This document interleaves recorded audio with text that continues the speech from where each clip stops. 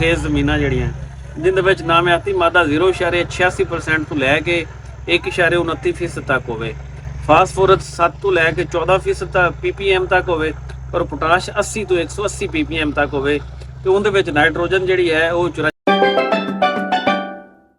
ਕਿਸਾਨ ਵੀਰੋ, ਕਣਕਾਂ ਦਾ ਮੌਸਮ ਹੈ ਔਰ ਕਿਸਾਨ ਸਭ ਤੋਂ ਜ਼ਿਆਦਾ ਸਵਾਲ ਇਹ ਪੁੱਛਦੇ ਹਨ ਬਈ ਅਸੀਂ ਜ਼ਮੀਨ ਦੀ ਤਿਆਰੀ ਦੇ ਵਿੱਚ ਜਿਹੜਾ ਹੈ ਨਾ ਉਹ ਖਾਦ ਨਹੀਂ ਪਾ ਸਕੇ, DAP ਤੇ ਕਿਆ ਹੁਣ ਇਹਨੂੰ ਪਾ ਦਈਏ। ਵੇਖੋ ਖਾਦ ਤੇ ਅਸੀਂ ਦੇਣੀ ਹੈ, ਲੇਕਿਨ ਉਹਨੂੰ ਅਗਰ ਅਸੀਂ ਤਿਆਰੀ 'ਚ ਪਾ ਦਈਏ ਉਹਦਾ ਜ਼ਿਆਦਾ ਫਾਇਦਾ ਹੈ। ਇਹਦਾ ਨੁਕਸਾਨ ਜਿਹੜਾ ਹੋਣਾ ਹੈ, ਜਿਹੜਾ ਪੌਦੇ ਨੇ ਘੱਟ ਸ਼ਗੂਫੇ ਬਣਾਉਣੇ ਹਨ ਉਹ ਸਾਨੂੰ ਹੋਣਾ ਹੀ ਹੋਣਾ, ਅਲਟੀਮੇਟਲੀ ਪੈਦਾਵਾਰ ਹੀ ਨੁਕਸਾਨ ਹੋਣਾ ਹੀ ਹੋਣਾ। ਇਹ ਕੋਈ ਐਸੀ ਗੱਲ ਨਹੀਂ ਹੈ ਕਿ ਸਾਡੀ ਇਹਦੇ ਨਾਲ ਕੋਈ ਰਿਸ਼ਤੇਦਾਰੀ ਹੈ ਵੀ ਅਸੀਂ ਇਹਨੂੰ ਬਾਅਦ ਵਿੱਚ ਪਾ ਦੇਵਾਂਗੇ ਤਾਂ ਸਾਡੀ ਮਜਬੂਰੀ ਸਮਝ ਜਾਏਗੀ, ਐਸੀ ਕੋਈ ਗੱਲ ਨਹੀਂ।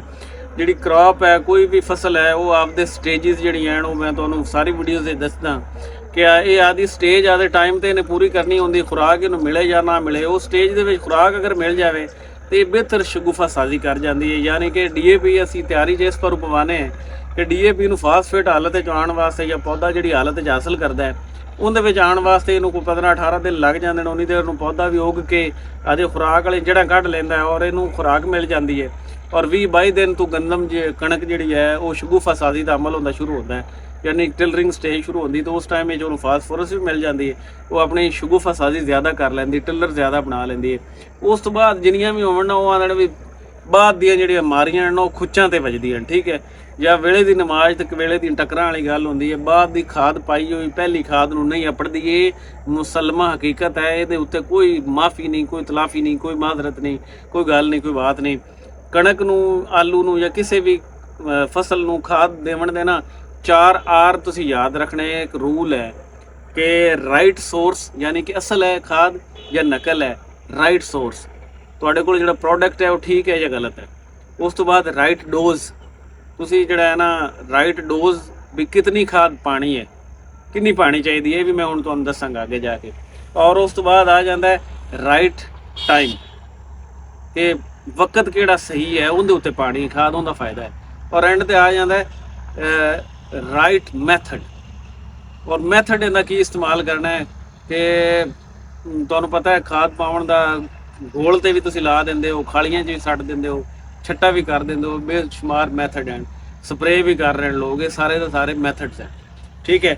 ਅੱਜ ਅਸੀਂ ਡਿਸਕਸ ਜਿਹੜੀ ਗੱਲ ਕਰਨ ਆਏ ਹਾਂ ਉਹਦੇ ਵਿੱਚ ਇਹ ਹੈ ਕਿ ਕਣਕ ਨੂੰ ਜਿਹੜੀ ਹੈ ਉਹ ਕਿੰਨੀ ਖਾਦ ਚਾਹੀਦੀ ਹੈ, ਕਦੋਂ ਤੁਸੀਂ ਪਾ ਸਕਦੇ ਹੋ, ਬਿਹਤਰੀਨ ਜਿਹੜਾ ਹੈ ਉਹਦਾ ਟਾਈਮਿੰਗ ਕੀ ਹੈ ਔਰ ਬਿਹਤਰੀਨ ਸੋਰਸਿਸ ਕੀ ਹੈ ਔਰ ਕਿਹੜੀ ਜ਼ਮੀਨ ਨੂੰ ਕਿਹੜੀ ਖਾਦ ਤੁਸੀਂ ਪਾ ਸਕਦੇ ਹੋ। ਮੇਰੇ ਕੋਲ ਇੱਕ ਚਾਰਟ ਹੈ, ਉਹ ਮੈਂ ਤੁਹਾਡੇ ਨਾਲ ਸ਼ੇਅਰ ਕਰ ਦੇਣਾ। ਇਹਦੇ ਵਿੱਚ 2-3 ਕਿਸਮ ਦੀਆਂ ਚੀਜ਼ਾਂ ਉਹਨਾਂ ਨੇ ਸ਼ੇਅਰ ਕੀਤੀਆਂ। ਸਭ ਤੋਂ ਪਹਿਲੇ ਤਾਂ ਜ਼ਮੀਨ ਜਿਹੜੀ ਹੈ ਉਹਦੀ ਜ਼ਰਖੇਜ਼ੀ ਦੇ ਉੱਤੇ ਉਹਨਾਂ ਨੇ ਗੱਲਬਾਤ ਕੀਤੀ ਹੈ ਕਿ ਜ਼ਮੀਨ ਅਗਰ ਕਮਜ਼ੋਰ ਜ਼ਮੀਨ ਹੈ ਤਾਂ ਕਮਜ਼ੋਰ ਜ਼ਮੀਨ ਦੇ ਵਿੱਚ, ਜਿਹਨੂੰ ਕਮਜ਼ੋਰ ਜ਼ਮੀਨ ਅਸੀਂ ਆਨੇ ਹਾਂ, ਉਹਦੇ 'ਚ ਨਾਮਿਆਤੀ ਮਾਦਾ 0.86%, ਫਾਸਫੋਰਸ 7 ppm ਤੱਕ ਤੇ ਪੋਟਾਸ਼ 80 ppm ਤੱਕ ਮੌਜੂਦ ਹੈ। ਜਿਹਦੇ ਉਹਦੇ ਵਿੱਚ ਨਾਈਟ੍ਰੋਜਨ 64 ਕਿਲੋ ਪਾਣੀ ਹੈ, ਫਾਸਫੋਰਸ 46 ਕਿਲੋ ਪਾਣੀ ਹੈ ਔਰ ਪੋਟਾਸ਼ 25 ਕਿਲੋ ਪਾਣੀ ਹੈ। ਔਰ ਅਗਰ ਬੋਰੀਆਂ ਦੇ ਵਿੱਚ ਹਿਸਾਬ ਕਿਤਾਬ ਅਸੀਂ ਦਸੀਏ ਤੇ 2 ਬੋਰੀ DAP, 2 ਬੋਰੀ ਯੂਰੀਆ, 1 ਬੋਰੀ SOP ਜਾਂ MOP। ਇਸ ਤੋਂ ਬਾਅਦ ਇਹ ਦੂਸਰਾ, ਇਹ ਇੱਕ ਕਹਿ ਲਓ ਕਿ ਬ੍ਰੈਕਟ ਹੈ, ਦੂਜੇ ਬ੍ਰੈਕਟ 'ਚ ਆ ਜਾਂਦਾ ਹੈ ਤੇ 5 ਬੋਰੀ SSP 18% ਵਾਲੀ, ਨਾਲ 3.25 ਬੋਰੀ ਯੂਰੀਆ ਤੇ ਨਾਲ 1 ਬੋਰੀ SOP ਜਾਂ MOP। ਉਸ ਤੋਂ ਬਾਅਦ ਅਗਲੀ ਬ੍ਰੈਕਟ ਦੇ ਵਿੱਚ ਤੁਸੀਂ ਇਹ ਪਾ ਸਕਦੇ ਹੋ 3 ਬੋਰੀ SSP 18%, 2 ਬੋਰੀ ਨਾਈਟ੍ਰੋਫਾਸ, 3.25 ਬੋਰੀ ਕੈਲਸ਼ੀਅਮ ਐਮੋਨੀਅਮ ਨਾਈਟ੍ਰੇਟ, 1 ਬੋਰੀ SOP ਜਾਂ MOP। ਇਹ ਬਾਈਜਾਨ ਹੈਗਾ ਜਨਾਬੇ ਵਾਲੀ ਕਮਜ਼ੋਰ ਜ਼ਮੀਨਾਂ ਵਾਸਤੇ। ਉਸ ਤੋਂ ਬਾਅਦ ਆ ਜਾਂਦੇ ਔਸਤ ਜ਼ਰਖੇਜ਼ ਜ਼ਮੀਨਾਂ ਜਿਹੜੀਆਂ ਜਿੰਦੇ ਵਿੱਚ ਨਾਮਿਆਤੀ ਮਾਦਾ 0.86% ਤੋਂ ਲੈ ਕੇ 1.29% ਤੱਕ ਹੋਵੇ, ਫਾਸਫੋਰਸ 7 ਤੋਂ ਲੈ ਕੇ 14% ਤੱਕ ppm ਤੱਕ ਹੋਵੇ ਔਰ ਪੋਟਾਸ਼ 80 ਤੋਂ 180 ppm ਤੱਕ ਹੋਵੇ ਤੇ ਉਹਦੇ ਵਿੱਚ ਨਾਈਟ੍ਰੋਜਨ ਜਿਹੜੀ ਹੈ ਉਹ 54 ਕਿਲੋ ਔਰ ਫਾਸਫੋਰਸ ਯਾਨੀ DAP 34 ਕਿਲੋ ਔਰ ਪੋਟਾਸ਼ ਜਿਹੜੀ ਹੈ ਉਹ 25 ਕਿਲੋ। ਬੋਰੀਆਂ ਦੇ ਹਵਾਲੇ ਨਾਲ ਅਗਰ ਅਸੀਂ ਹਿਸਾਬ ਕਰੀਏ ਤਾਂ 1.5 ਬੋਰੀ DAP, 2.25 ਬੋਰੀ ਯੂਰੀਆ, 1 ਬੋਰੀ SOP ਜਾਂ MOP। ਦੂਜੀ ਬ੍ਰੈਕਟ ਦੇ ਹਵਾਲੇ ਨਾਲ ਅਗਰ ਗੱਲ ਕਰੀਏ ਤੇ 4.25 ਬੋਰੀਆਂ ਜਿਹੜੀਆਂ ਉਹ SSP ਦੀਆਂ ਜਿਹੜੀ 18% ਹੈ, 2.25 ਬੋਰੀਆਂ ਯੂਰੀਆ ਦੀਆਂ ਤੇ 1 ਬੋਰੀ SOP ਦੀ ਜਾਂ MOP ਦੀ ਜਿਹੜੀ ਤੁਹਾਨੂੰ ਅਵੇਲੇਬਲ ਹੋਵੇ ਲੱਭ ਜਾਵੇ। ਉਸ ਤੋਂ ਬਾਅਦ ਅਗਲੀ ਬ੍ਰੈਕਟ ਦੀ ਗੱਲ ਕਰੀਏ ਤਾਂ 2 ਬੋਰੀ SSP 18%, 1.5 ਬੋਰੀ ਨਾਈਟ੍ਰੋਫਾਸ, 3 ਬੋਰੀ ਕੈਲਸ਼ੀਅਮ ਐਮੋਨੀਅਮ ਨਾਈਟ੍ਰੇਟ ਤੇ 1 ਬੋਰੀ ਐਸਓਪੀ ਜਾਂ ਐਮਓਪੀ। ਤੀਸਰੇ ਨੰਬਰ ਤੇ ਆ ਜਾਂਦੀ ਹੈ ਜ਼ਰਖੇਜ਼ ਜ਼ਮੀਨ, ਜਿੰਦੇ ਵਿੱਚ ਨਾਮਿਆਤੀ ਮਾਦਾ 1.29 ਤੋਂ ਜ਼ਿਆਦਾ ਹੁੰਦਾ ਹੈ, ਫਾਸਫੋਰਸ 14 ppm ਤੋਂ ਜ਼ਿਆਦਾ ਹੁੰਦੀ ਹੈ ਤੇ ਪੋਟਾਸ਼ 180 ppm ਤੋਂ ਜ਼ਿਆਦਾ ਹੁੰਦੀ ਹੈ। ਇਹ ਤੁਹਾਨੂੰ ਕਿਵੇਂ ਪਤਾ ਲੱਗੇਗਾ? ਜ਼ਮੀਨ ਦੇ ਟੈਸਟ ਕਰਾਉਣ ਨਾਲ ਪਤਾ ਲੱਗੇਗਾ। ਉਹਦੇ ਵਿੱਚ ਨਾਈਟ੍ਰੋਜਨ 46 ਕਿਲੋ ਪਾਣੀ, ਤੁਸੀਂ ਡੀਏਪੀ 30 ਕਿਲੋ ਪਾਣੀ ਤੇ ਪੋਟਾਸ਼ 25 ਕਿਲੋ ਪਾਣੀ ਹੈ। ਬੋਰੀਆਂ ਦੇ ਨਾਲ ਅਗਰ ਅਸੀਂ ਹਿਸਾਬ ਕਰੀਏ ਤਾਂ 1.25 ਬੋਰੀ ਡੀਏਪੀ, 1.5 ਬੋਰੀ ਯੂਰੀਆ ਤੇ 1 ਬੋਰੀ ਐਸਓਪੀ ਜਾਂ ਐਮਓਪੀ। ਦੂਸਰੇ ਨੰਬਰ ਤੇ ਅਗਰ ਅਸੀਂ ਬ੍ਰੈਕਟ ਜਾਈਏ ਤੇ 3.25 ਬੋਰੀਆਂ ਐਸਐਸਪੀ ਦੀਆਂ 18% ਵਾਲੇ ਦੀਆਂ, 2 ਬੋਰੀਆਂ ਯੂਰੀਆ ਤੇ 1 ਬੋਰੀ ਐਸਓਪੀ ਜਾਂ ਐਮਓਪੀ ਦੀ। ਤੇ ਤੀਸਰੇ ਨੰਬਰ ਤੇ ਅਗਰ ਅਸੀਂ ਜਾਈਏ ਤੇ 2 ਬੋਰੀ ਐਸਐਸਪੀ ਦੀਆਂ 18% ਵਾਲੀਆਂ, 1.25 ਬੋਰੀ ਜਿਹੜੀ ਹੈ ਨਾਈਟ੍ਰੋਫਾਸ ਦੀ ਤੇ 2.5 ਬੋਰੀਆਂ ਜਿਹੜੀਆਂ ਹਨ 2.5 ਬੋਰੀਆਂ ਜਿਹੜੀਆਂ ਹਨ ਉਹ ਕੈਲਸ਼ੀਅਮ ਐਮੋਨੀਅਮ ਨਾਈਟ੍ਰੇਟ ਦੇ ਤੇ 1 ਬੋਰੀ ਐਮਓਪੀ ਤੇ ਐਸਓਪੀ ਦੀ ਪਾ ਸਕਦੇ ਹੋ ਤੁਸੀਂ। ਉਸ ਤੋਂ ਬਾਅਦ ਆ ਜਾਂਦੀ ਹੈ ਜਨਾਬੇ ਅਲੀ ਕਿ ਬਰਾਨੀ ਇਲਾਕਾ ਜਾਤ, ਜਿੱਥੇ ਬਾਰਿਸ਼ਾਂ ਆਉਂਦੀਆਂ ਸਾਲਾਨਾ ਬਾਰਿਸ਼ ਜਿਹੜੇ ਇਲਾਕੇ 'ਚ 350 ਮਿਲੀਮੀਟਰ ਤੱਕ ਹੋਵੇ, ਉਹਦੇ ਵਿੱਚ ਯਾਨੀ ਕਿ ਰਾਜਨਪੁਰ, ਲਈਆ, ਡੇਰਾ ਗਾਜ਼ੀ ਖਾਨ, ਮੁਜ਼ੱਫਰਗੜ੍ਹ, ਬੱਕਰ, ਮਈਆਂਵਾਲੀ ਔਰ ਖੁਸ਼ਾਬ ਦੇ ਬਰਾਨੀ ਇਲਾਕੇ, ਜੰਡ ਤੇ ਪਿੰਡੀ ਘੇਪ ਆ ਜਾਂਦੇ ਨੇ। ਇਹਦੇ ਵਿੱਚ ਨਾਈਟ੍ਰੋਜਨ 32 ਕਿਲੋ ਪਾਣੀ ਹੈ ਤੇ ਫਾਸਫੋਰਸ ਡੀਏਪੀ 23 ਕਿਲੋ ਤੇ ਪੋਟਾਸ਼ 12 ਕਿਲੋ। ਅਗਰ ਬੋਰੀਆਂ ਦੇ ਹਵਾਲੇ ਨਾਲ ਇਹਦਾ ਹਿਸਾਬ ਕਿਤਾਬ ਵੇਖਿਆ ਜਾਵੇ ਤੇ 1 ਬੋਰੀ ਡੀਏਪੀ, 1 ਬੋਰੀ ਯੂਰੀਆ ਤੇ ਅੱਧੀ ਬੋਰੀ ਐਸਓਪੀ ਜਾਂ ਐਮਓਪੀ।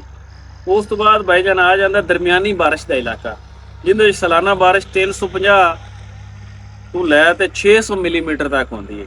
ਠੀਕ ਹੈ, ਉਹਦੇ 'ਚ ਆ ਜਾਂਦਾ ਚਕਵਾਲ, ਤਲਾਗੰਗ ਔਰ ਪਿੰਡ ਦਾਦਨ ਖਾਨ ਦੇ ਇਲਾਕੇ ਆ ਜਾਂਦੇ ਨੇ। ਇਹਦੇ ਵਿੱਚ 40 ਕਿਲੋ ਨਾਈਟ੍ਰੋਜਨ ਪਾਣੀ, 28 ਕਿਲੋ ਫਾਸਫੋਰਸ ਪਾਣੀ ਯਾਨੀ ਡੀਏਪੀ ਤੇ 12 ਕਿਲੋ ਜਿਹੜੀ ਹੈ ਨਾ ਪੋਟਾਸ਼ ਪਾਣੀ ਹੈ। 1.25 ਬੋਰੀ ਡੀਏਪੀ ਇਹਦੇ 'ਚ ਪਾਣੀ, 1.25 ਬੋਰੀ ਯੂਰੀਆ, ਅੱਧੀ ਬੋਰੀ ਐਸਓਪੀ ਜਾਂ ਐਮਓਪੀ। ਅੱਗੂ ਆ ਜਾਂਦਾ ਜ਼ਿਆਦਾ ਬਾਰਿਸ਼ ਵਾਲੇ ਇਲਾਕੇ, ਜਿੰਦੇ 600 ਮਿਲੀਮੀਟਰ ਤੋਂ ਜ਼ਿਆਦਾ ਬਾਰਿਸ਼ ਜਿਹੜੀ ਹੁੰਦੀ ਹੈ। ਰਾਵਲਪਿੰਡੀ, ਅਟਕ, ਜੇਹਲਮ, ਸੁਹਾਵਾ, ਨਾਰੋਵਾਲ, ਗੁਜਰਾਤ, ਖਾਰੀਆਂ ਤੇ ਸ਼ੱਕਰਗੜ੍ਹ ਦੇ ਇਲਾਕੇ ਆ ਜਾਂਦੇ। ਇਹਦੇ ਵਿੱਚ 48 ਕਿਲੋ ਨਾਈਟ੍ਰੋਜਨ ਤੇ ਉਸ ਤੋਂ ਬਾਅਦ 34 ਕਿਲੋ ਡੀਏਪੀ ਫਾਸਫੋਰਸ ਤੇ 25 ਕਿਲੋ ਇਹਦੇ ਵਿੱਚ ਪੋਟਾਸ਼ ਆ ਜਾਂਦੀ ਹੈ, ਯਾਨੀ 1.5 ਬੋਰੀ ਡੀਏਪੀ, 1.5 ਬੋਰੀ ਯੂਰੀਆ ਤੇ 1 ਬੋਰੀ ਐਸਓਪੀ ਜਾਂ ਐਮਓਪੀ ਦੀ ਇਹਦੇ ਵਿੱਚ ਆ ਜਾਂਦੀ ਹੈ। ਇਹਦੇ ਵਿੱਚ ਅਗਰ ਅਸੀਂ ਗੱਲ ਕਰੀਏ ਤੇ ਜਿਹੜਾ ਸਹੀ ਇਹਦਾ ਪਾਵਣ ਦਾ ਮੈਥਡ ਹੈ ਖਾਦ, ਉਹ ਇਹ ਹੈ ਕਿ ਡੀਏਪੀ ਸਾਰੀ ਦੀ ਸਾਰੀ ਜਿਹੜੀ ਹੈ ਐਮਓਪੀ ਤੇ ਡੀਏਪੀ ਜਿਹੜੀ ਹੈ ਉਹ ਤੁਸੀਂ ਜ਼ਮੀਨ ਦੀ ਤਿਆਰੀ 'ਚ ਪਾ ਦਿਓ। ਉਸ ਤੋਂ ਬਾਅਦ ਇਹਨੂੰ ਪਹਿਲਾ ਜਿਹੜਾ ਵਾਟਰ ਰੋਜ਼ ਨੂੰ ਅਸੀਂ ਆਨੇ ਜਾਂ ਪਹਿਲਾ ਪਾਣੀ ਆਨੇ, ਉਹ ਲੱਗਦਾ 20-22 ਦਿਨ ਵਿੱਚ, ਜਿੱਥੇ ਟਿਲਰਿੰਗ ਸਟੇਜ ਸਟਾਰਟ ਹੋ ਰਹੀ ਹੁੰਦੀ ਹੈ ਉੱਥੇ ਯੂਰੀਆ ਦੀ ਬੋਰੀ ਪਾ ਦਿਓ ਤੇ ਅੱਗੂ ਜਾ ਕੇ 40 ਦਿਨਾਂ 'ਚ ਇਹਦੀ ਜਿਹੜਾ ਪੈਨੀਕਲ ਇਨੀਸ਼ੀਏਸ਼ਨ ਸਟੇਜ ਹੈ ਉਹ ਸ਼ੁਰੂ ਹੋ ਰਹੀ ਹੁੰਦੀ, ਉੱਥੇ ਜਾ ਕੇ ਯੂਰੀਆ ਪਾ ਦਿਓ। ਤੇ ਮੁxtਲਿਫ ਜਿਹੜੇ ਬ੍ਰੈਕਟਸ ਹਨ ਉਹਨਾਂ ਨੂੰ ਤੁਸੀਂ ਡਿਫਰੈਂਟ ਆਪਦੇ ਸਵਾਲਾਂ ਵਿੱਚ ਮੇਰੇ ਕੋਲ ਪੁੱਛ ਸਕਦੇ ਹੋ, ਆਪਦੇ ਇਲਾਕੇ ਵਾਈਜ਼ ਵੀ ਤੁਸੀਂ ਕਿਵੇਂ ਪਾ ਸਕਦੇ ਹੋ। ਯਾਨੀ ਕਿ ਡੀਏਪੀ ਤੇ ਐਮਓਪੀ ਜਾਂ ਐਸਓਪੀ ਜਿਹੜੀ ਹੈ ਨਾ ਉਹ ਸਾਰੀ ਦੀ ਸਾਰੀ ਤੁਸੀਂ ਪਹਿਲੇ ਪਾ ਦੇਣੀ ਜ਼ਮੀਨ ਦੀ ਤਿਆਰੀ ਵਿੱਚ। ਜਿਨ੍ਹਾਂ ਲੋਕਾਂ ਨੇ ਨਹੀਂ ਪਾਈ ਉਹ ਜਲਦੀ ਨਾਲ ਉਹਨੂੰ ਪਾ ਦੇਣ, ਕਿਉਂਕਿ ਤਰੇਲ ਵੀ ਪੈਂਦੀ ਹੈ ਔਰ ਵੀ ਬਾਰਿਸ਼ ਵੀ ਆ ਸਕਦੀ ਹੈ। ਉਹਦੇ ਵਿੱਚ ਉਹ ਆਦਾ ਪ੍ਰੋਸੈਸ ਕਰਕੇ 18-20 ਦਿਨਾਂ 'ਚ ਮਿਲ ਜਾਏਗੀ। ਜਿਹੜੇ ਲੋਕ ਇਹ ਸੋਚ ਰਹੇ ਹੁੰਦੇ ਨੇ ਕਿ ਅਸੀਂ ਤਿਆਰੀ 'ਚ ਨਹੀਂ ਪਾ ਸਕੇ, ਅਸੀਂ ਪਹਿਲੇ ਪਾਣੀ ਤੇ ਪਾਵਾਂਗੇ, ਉਹ ਬਹੁਤ ਲੇਟ ਕਰ ਰਹੇ। ਮੈਂ ਉਮੀਦ ਕਰਨਾ ਵੀਡੀਓ ਤੁਹਾਡੇ ਵਾਸਤੇ ਫਾਇਦਾਮੰਦ ਸਾਬਿਤ ਹੋਏਗੀ। ਬੇਹੱਦ ਸ਼ੁਕਰੀਆ।